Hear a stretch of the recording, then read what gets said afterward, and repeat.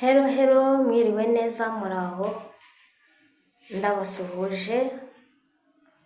Nk'ibisanzwe ni kuri Agape Official, tuganira ibiganiro bigiye bitandukanye bifasha ababyeyi. Uyu munsi rero nagarutse nabazaniye indi nsanganyamatsiko nziza cyane, kandi uwo ari we wese, waba umuganga, waba umu business woman, uwo ari we wese utabasha kubona umwanya uhagije wese ni ingirakamaro kuri we. Uyu munsi rero tugiye kuganira ku nsanganyamatsiko ivuga ngo ese ni gute twategura cyangwa twabika amashereka y'umwana ntagire ikibazo, ndetse na mama we akagenda afite umutima atuje wo ku mwana we ari bubone icyo kunywa, tudakoresheje amata y'inka, tudakoresheje amata y'ifu, ari amafumbire tubona agiye atandukanye nka za furansere, ni menshi cyane. Uyu munsi rero tugiye kubanza ku kintu cya mbere cy'uburyo twabikamo amashereka y'umwana ku babyeyi bikama, ndetse n'uburyo twakoresha twikama. Ese twakibaza ngo ubundi ni ubuhe buryo twakoresha twikama? Ku bafite ubushobozi, hari ababyeyi bakoresha ipomo yo kwikama, cyangwa se iyo dukunda kwita ngo ni manuweli. Ni agakoresho kabugenewe ushyira ku ibere ugakama amashereka ajya muri bibero, mbese bikoroheye bitakugoye. Hari n'abakoresha uburyo bwo gukanda ibere bakikama bakoresheje intoki. Rero uburyo bwa mbere bwo kubikamo amashereka tugiye kuganiraho, ubwa mbere ni ukuyabika ku meza mu cyumba cyawe. Ni cya gihe amashereka uyafata, nimba wayakamye ugafata bibero ukayitereka mu cyumba nko ku kameza kari mu ruhande rw'igitanda cyawe. Gusa ni byiza ko ahantu aba ari haba hadakonje, hafite temperatire y'ubushyuhe byibura kuri dogere 25.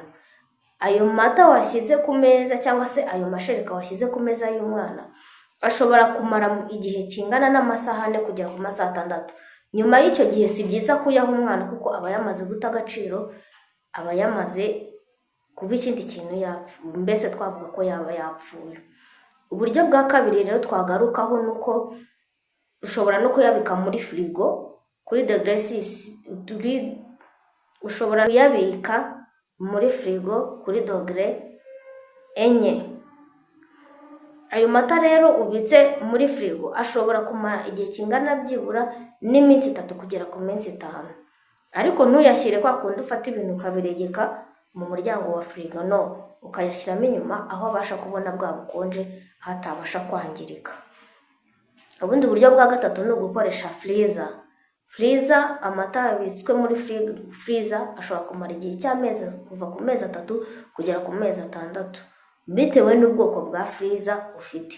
Ni ukuvuga ngo wowe icyo ukora, nk'ubundi nk'uko tumenyereye, icyo ukora urafata ya mashereka bitewe n'igihe wayakamiye na bibero, ukandikaho itariki n'isaha wayakamiye kugira ngo bikorohere. Kandi ikindi, amata washyizemo mbere ni nayo ukoresha mbere n'iy'umwana, mbere y'iyandi yose. Noneho rero tubonye uburyo amashereka ushobora kuyabikamo kandi ntiyangirike, ukayaha umwana ameze neza. Hari n'uburyo rero bwo kuyatunganyamo, kuko ntabwo wafata amashereka avuye muri firigo kamemu ngo uyashyire uhita uyahereza umwana kwa kundi akonje. Oya, urabanza ukayashyushya. Kuyashyushya rero ni gute?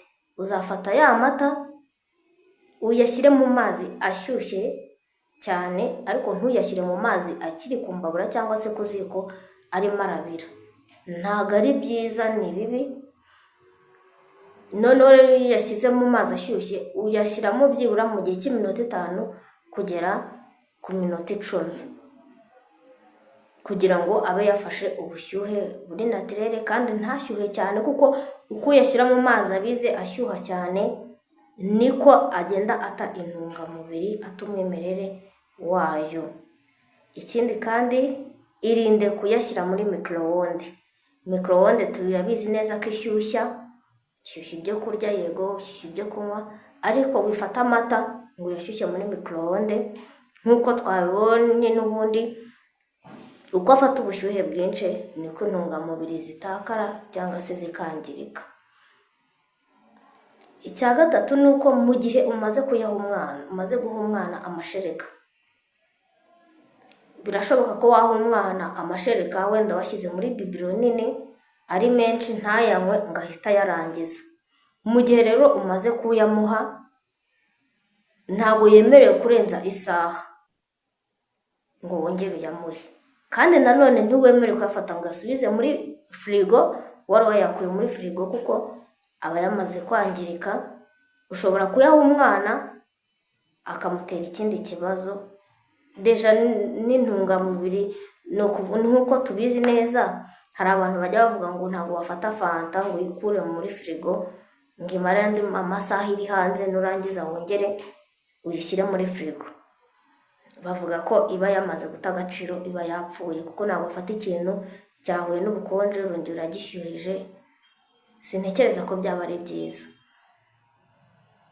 Rero nimba ugiye kuyabika, fata agacupa wayabitsemo, ukandikaho itariki, ukandikaho n'isaha, mbese uyakamiye cyangwa se n'isaha ubikoreye uyashyira muri firigo, kugira ngo ejo bisha ugafata amashereka amaze igihe ukayahereza umwana kandi wenda yarapfuye, kubera kutamenya ngo nayashyizemo igihe iki ngiki n'iki. Rero reka twongere nanone turebe ku gihe cyiza cyo gukama amashereka y'umwana. Wakwibaza ngo ese ni igihe cyiza cyo gukama amashereka ni ikihe? Ni ukuvuga ngo ubushakashatsi buvuga ko igihe cyiza cyo kwikama cyangwa se cyo gukama amashereka yo kusigira umwana byibura mu masaha ya mu gitondo, kuva saa 12 kugera saa 2, umwana amaze konka cyangwa se mbere y'uko yonka. Ayo ni amasaha meza cyane ukama ukabona amashereka ahagije. Hari abantu bagira umugisha wo kugira abana batonka cyane nijoro, ugasanga amashereka mbese production yabayeho cyangwa ikorwa ryabayeho ry'amashereka uracyayafite kuko umwana ntigeze ayonka.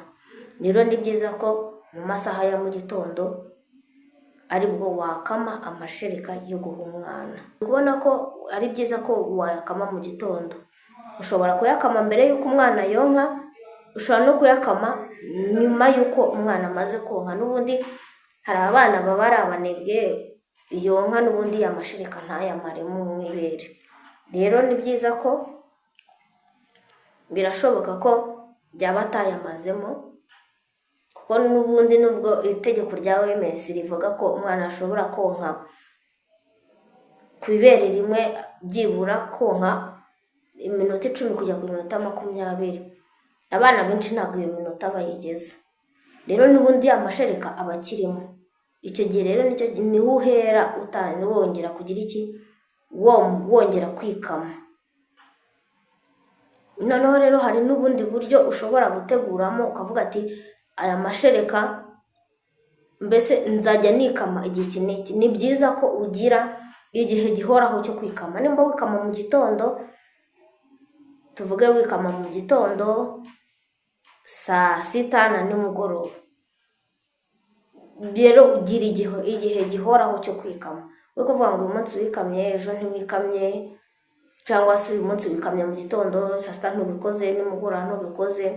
Gira igihe gihamye cyo kwikama ku buryo ntago byica production y'amashereka, kuko uko umenyereza umubiri ikintu nibwo ugifata.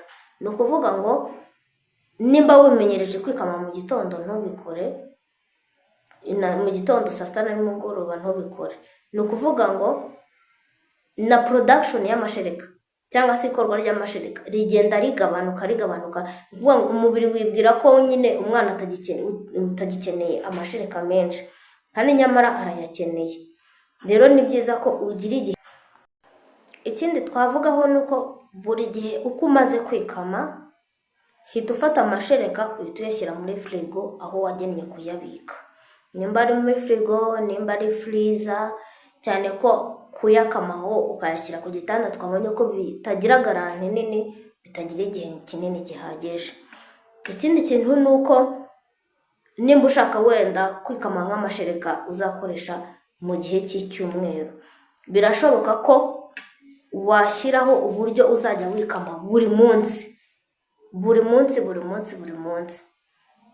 ukagenda wetiketa ukavuga ati wenda uyu munsi ni itariki 8, aya mashereka nyakamye ku itariki 8, ejo ukikama andi ku itariki 9, ejo ukikama andi ku itariki 10. Donc icyumweru kigashira, bituma ugira reserve nubwo byatungurana, ukagira gahunda itunguranye, ukaba utari mu rugo ku buryo umwana atabura amashereka yo kunywa. Noneho rero tugiye kurebera hamwe ibyiza byo kwikama, ibyiza byo gusigira umwana amashereka mu gihe udafite umwanya uhagije wo konsa umwana. Hari ibyiza byabyo rero, haba ku mwana haba ku mubyeyi. Icyiza cya mbere ku mwana ni uko abona intungamubiri zihagije nk'izo yakabonye n'ubundi mu mashereka, utavuze ngo ngiye gushakira intungamubiri muri iki ngiki n'iki. Icya kabiri ni uko umwana n'ubundi abona bwa budahangarwa akura mu gihe cyo konka ku mubyeyi. Ni ukuvuga ngo ubundi tubona ko hari ubudahangarwa umwana avukana bw'umubiri, hari n'ubwo akura mu mashereka ya mama we mu gihe amwonka, hari ibyo mama we amuhaho. Rero bituma n'ubundi bwa budahangarwa akura kuri mama we abasha kububona kandi mu gihe cyagenwe, mu gihe gihagije. Icya gatatu ni uko bimufasha kumenyera ko kunywera kuri bibero ntacyo bitwaye. Mu gihe atabonye ibere rya mama we akaba yabasha kubitandukanya, cyangwa se akaba nabyo yabimenyera. Hari abana benshi bamenyera kubana na ba mama wabo kuva akivuka kugera ku mezi 6, ku buryo iyo agize amezi 6 kumushyira kuri bibero aba ari ikibazo gikomeye, ku buryo neza bibero agenda akayanga ku burundu kubera ko yamenyereye amashereka ya mama we, ku buryo ashobora no kumusigira amata akayanga ntayanywe, ukaba uzi ngo umwana yanyoye amata kandi inzara yamwishe, kandi wenda n'ibyo kurya ntabwo abikunda. Rero bituma umwana abimenyera, akumva ko kuba atari kumwe na mama we nta kibazo, ntamenyere ko azonka ari uko ari kumwe na mama, yanafata bibero akonka nta kintu bitwaye. Kandi ikindi birinda umwana kuba yahabwa amata y'inka cyangwa andi mafomera yose y'amata hakiri kare. Twarabibonye mu kiganiro cyashize, twabonye ingaruka zo guhereza umwana amata y'inka akiri muto, yari munsi y'umwaka. Twabonye ko atari byiza. Nangaha rero n'ubundi bushakashatsi buvuga ko bituma udahereza umwana amata y'inka igihe kitaragera, cyangwa se andi mafomera y'ubundi bwoko bugiye butandukanye. Noneho ku mubyeyi rero bituma akomeza n'ubundi gutanga amashereka nk'ayo yagatanze n'ubundi, nk'uko yakonkeje umwana ari mu rugo. Rero bituma umwana abasha kubona intungamubiri nk'uko twabibonye, kandi na mama wiwe kwa kundi ahora akama, bituma n'ubundi umubiri uvuga ati umwana aracyakeneye konka, ugakomeza ugakora production y'amashereka ku buryo udashobora kubura amashereka yo gukamira umwana. Ikindi kandi birinda umubyeyi kuba yabyimba amabere cyangwa se utuyoboro tw'amashereka, bituma atagira na kanseri y'ibere, kuko amashereka aba yakama akavamo, ntagende ngo agume ngo ibere ribe byabyimba. Ababyeyi benshi barabizi cyane kuko uyu mwana atonse neza amabere arabyimba, kandi bishobora gukurizamo na kanseri y'ibere. Ni byiza rero kwikama, nta ngaruka birimo kuba wakikama, nta kintu bitwaye. Kandi ikindi byituma umubyeyi atagira stress, ngo nagiye umwana sinamwonyeje, ntacyo afite cyo kunywa, umwana ukagenda ufite igihunga n'ibyo ugiye gukora ntubikore neza. Nimba ugiye mu kazi, akazi ukagakora nabi, umwana wanjye ameze ate, umwana wanjye byagenze gute, yabayeho ate, ntiyasindamwonsa kandi ntago ajya anywa amata ntayemera, ariko iyo wamusigiye amashereka ntabwo ugira ubwoba, nta gihunga ugira, kandi nubwo waba udahari bigufasha gukomeza konsa. Urakomeza konsa, umwana akabona amashereka nk'uko yakagombye kuyabona n'intungamubiri zirimo, mbese ni byiza cyane. Ikindi kandi NB cyitonderwa kuri iki kintu, ibyiza bya mbere byabyo ni uko bituma ubasha gusevinga amafaranga, ntibituma umutungo w'urugo ukendera, bituma mbese bituma, ni ukuvuga ngo iyo ukoze imibare akenshi usanga umwana umaze kugera hejuru nko ku mezi 3 nk'urugero, wa mwana aba atangiye, igifu cye kiba kigenda cyaguka gikura. Ni ukuvuga ngo uyu umuhaye amata, tuvuge wenda Francere tuzi ko ku isoko agura 15, kari agacupa gatoya kagura 15, kandi birashoboka ko umwana unywa amata neza, birashoboka ko yayanywa no mu minsi 2. Iyo ukubye rero mu kwezi usanga agera mu 200 ni amafaranga menshi. Ariko iyo wikama umwana ukamusigira amashereka nta kibazo, bituma umutungo w'urugo udakendera, iterambere rigakomeza rigasagamba mu rugo, nta kindi kibazo gihari. Twagiye tureba ibintu bitandukanye, twabonye uburyo bwo kubikamo amashereka, twabonye uburyo bwo kuyashyushyamo mu gihe ugiye kuyaha umwana, twabonye ibyiza byo kwikama, tugiye no kureba ku bibi rero byo kwikama. Ku mubyeyi bishobora gutuma umubyeyi agira umuhangayiko n'umunaniro, kubera ko ubundi twabonye ko mu gihe uri konsa ni igihe cyiza cyo kuganira n'umwana, ni igihe cyiza cyo guha umwana urukundo, ni igihe cyiza cyo kugabanya stress, kuko nk'uko nabibabwiye, uko ureba umwana stress iragabanuka. Ariko iyo ukama amashereka cyane kuruta igihe ubana n'umwana, bishobora guteza kuba wagira umuhangayiko, ukagira stress cyangwa se n'umunaniro, kubera ko uribaza se umwana wanjye ameze ate. Nubwo twabonye ko ari byiza kwikama, ariko uranibaza ngo ese umwana wanjye uwo nasigiye amashereka kumuha, ese yaba yabashije kuyamuha? Ugahora uhangayitse wibaza ngo ese uwo umwana wanjye basi yanayemeye, yamenyereye kuba ntahari, yamenyereye gufata bibero cyangwa yayanze. Ibyo byose rero ni ibintu bishoboka. Ikindi kibazo cya kabiri bishobora gutuma habaho kugabanuka kw'amashereka, kuko tuvuge nimba umuryango wa OMS cyangwa se ubushakashatsi buvuga ko byibura wagakwiye konsa inshuro 12 ku munsi, ukaba utari kubikora, ukaba wikamye mu gitondo, saa sita, wenda na nimugoroba, birashoboka rero ko bishobora guteza ikibazo cy'uko ingano y'amashereka yabaga produced cyangwa umubiri wavuburaga igabanuka, amashereka akagenda agabanuka gake gake uko umwana akura. Nk'uko tubizi, umwana utangiye gufata imfashabere ntabwo angana na wa mwana wonka gusa. Ni ukuvuga ngo nimba wikama mu gitondo, saa sita na nimugoroba, ushobora no kubikora ukikama nka 2 mu gitondo na nimugoroba, kuko umwana ari hagati ari bunyuzemo afata imfashabere. Rero n'ubundi amashereka agenda agabanuka, kuko n'ubundi twabonye ko niyo utonsa igihe kinini, amashereka aragabanuka kuruta iyo wonsaga cyane. Ikindi kintu cya gatatu, ushobora kugira ikibazo cy'uburyo amata abikwamo cyangwa se amashereka abikwamo, kuko burya ibintu utikorera ntabwo uvuga ati iki kintu nagikoze neza cyangwa se nagikoze nabi uyu munsi reka mpindure. Ushobora kuba uvuga ngo mwana namusigiye umukozi se, namusigiye murumuna wanjye, namusigiye undi muvandimwe wo muri famiye, ariko ukagenda uhangayitse uvuga ngo ese isuku y'ibikoresho by'umwana wanjye imeze ite, ese ayahabwa amata? Kandi n'ubundi twabonye ko ni byiza, ariko iyo bikoze nabi n'ubundi biba contraire, hari ibindi bibyara bitari byiza.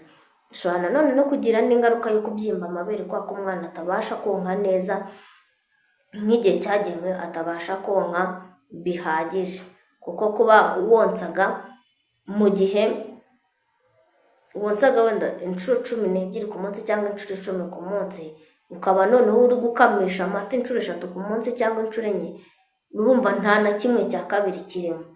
Bishobora rero gutuma amabere abyimba, ariko mu gihe yabyimbye ni byiza gukoresha, hari udupads twaje cyangwa se isutiye zaje zagenewe konsa, zituma utakwandagara mu nzira ngo umwenda wambare wangirike kubera ko amashereka yikamiyeho igihe cyo konsa umwana kigeze.